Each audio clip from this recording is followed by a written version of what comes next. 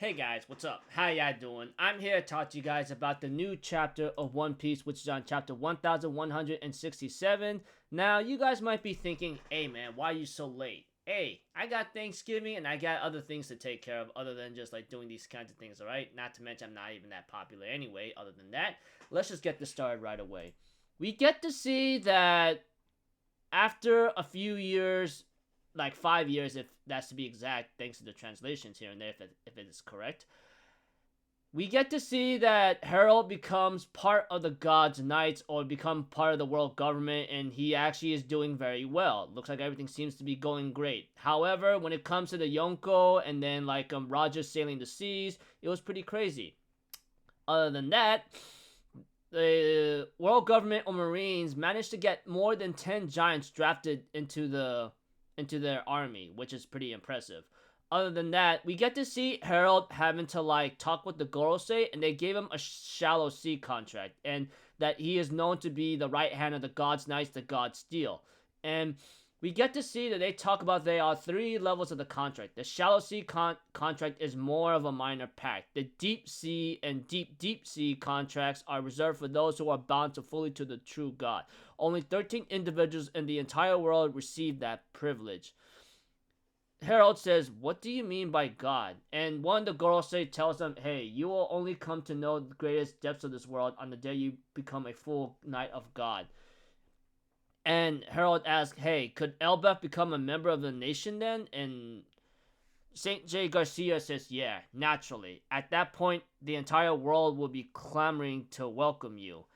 And we get to see that Harold himself goes to the goes to the Knights Temple, the Shingara domain of the gods. They go like, "Hey man, what are you even planning?" They go like, "You're gonna obey us even though you're the king of Elbaf?" He said, "Yeah, just say the word."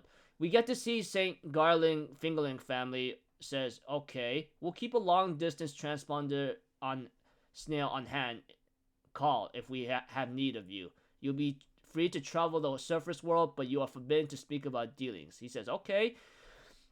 Then we go to another time skip where I think a time skip, I believe, or 20 years ago. We get to see like Harold and Neptune talking with each other, seeing how things are going very well. Although like they talk about some simple stuff about like why don't we have Loki to my future daughter? He goes like, "Ah, man, you're going too far. Cut that out. Hey, don't write her off. She's fast, than any other old mermaid." Other than that, they seem to be enjoying each other's company, talking about the future, and they go like, and we get to see on the Elbaf right now. We get to see Harold talking to an alive Jaguar D Soul, saying, "Hey, would you like to build a school here or something like that?" He said, "Yeah, that sounds like a good idea." We get to see in the major incident in the Holy Man of Mary Joe's 15 years ago. This involves Fisher Tiger.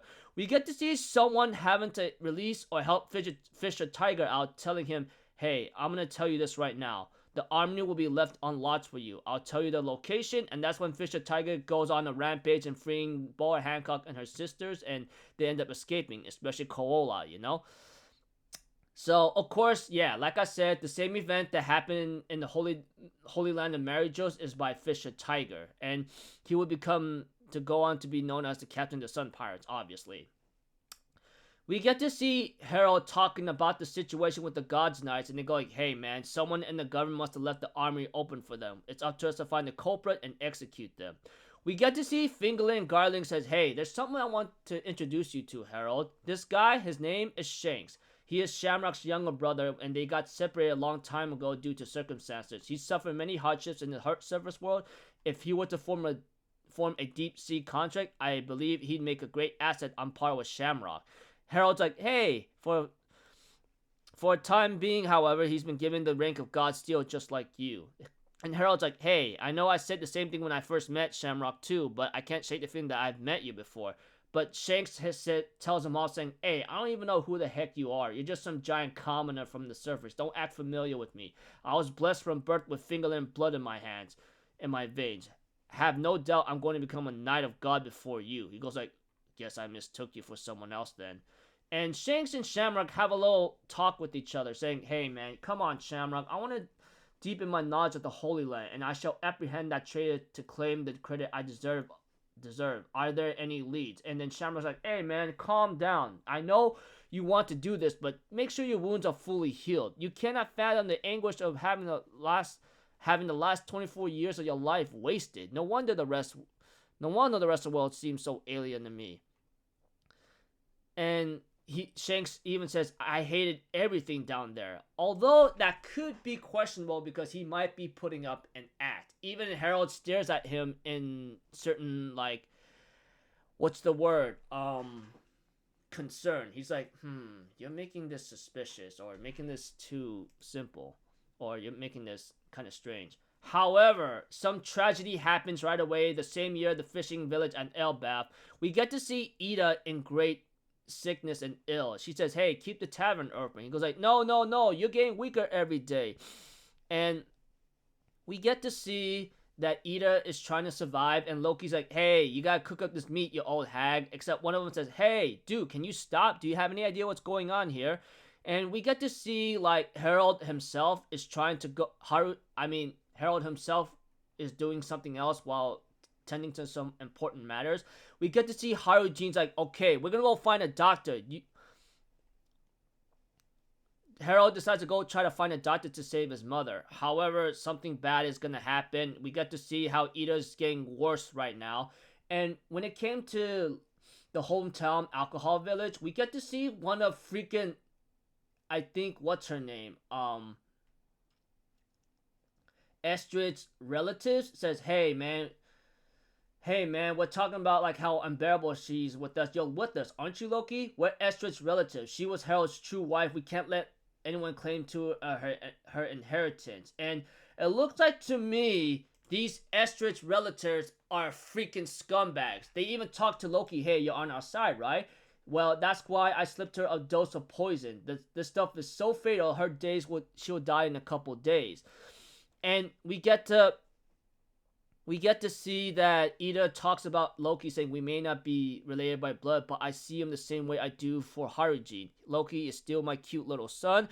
And Loki, who hears about they poisoned Ida, gets really upset saying, hey, she's not going to die, is she? He ends up grabbing them by the throat and beating them up for poisoning Ida, saying these words out loud. I still remember my birth mother. She hated me. She had thrown me into the realm of the dead. Who gives a freaking damn about the inheritance? Your whole family is nothing but trash. Now answer. Ida won't actually die, right? She's the only mother I've ever known. And that's when he remembers Ida's kind words. I bet you must get pretty lonely, right, Loki? Wouldn't it be better if you stayed with us? And that's when Loki is really upset and angry. So this shows that Loki is not what I think he is. I hope so. Because like I said, we all know the mythology of Loki. But this Loki in One Piece, he's gone through hell as a baby because of his mother. And now Estrid's relatives show up and poisoned her. And this shows Loki's true feelings about Ida. He may have these like crazy trouble ready to cause a lot of pain and misery, but he truly loved Ida as his own mother, even though they're not blood related. Shows a lot of saying like, she may have been your mother, but she wasn't. I don't think she was your mommy. I get that reference from someone from a different series. We all know what I'm talking about. If you don't, sorry, I make it a little complicated. But all I can really tell you right now, without a lot of complications right now, or extended details, Harold becomes part of the world government and becomes a right hand of the God's Knights, known as the God Steel. And of course, like, we got to see Harold being happy about it. Things are going well. And then Fisher Tiger's event is happening because someone actually helped him, like, unlock the armory, saying, hey, I'm gonna give you, like, the armory will be left unlocked for you. I'll tell you the location, and that's when he released the slaves and everyone else. Combined with that, Shanks becomes part of the God's Steel, or is planning to become a God's Knight, and that's when Shanks and Shamrock talk with each other, and Shanks saying that he hated everything down there, but there might be other things happening, because if Shanks really hated that place in the surface world, why is he there now in present time? You get the idea. other than the trouble ahead. Ida's fate was sealed because of Estrid's relatives slipping poison inside of her and that they freaking killed her. Loki gets upset about this and call them nothing but scumbags and plans to and he freaking possibly killed them or injured them beyond recovery, saying like Ida is the only mother he's ever known and that's his only true mother. So, yeah. Everything we thought about Loki is really crazy, and the fact Loki's telling this from his point of view of the story is very devastating. Don't know what's gonna happen next in the flashback, but we're not getting break yet, so talk about some crazy stuff. So until then, I'll see you guys later. I'm Alpha Zero. Have a good day. I'll see you guys next time, alright? Peace out. Bye-bye. Ta-da!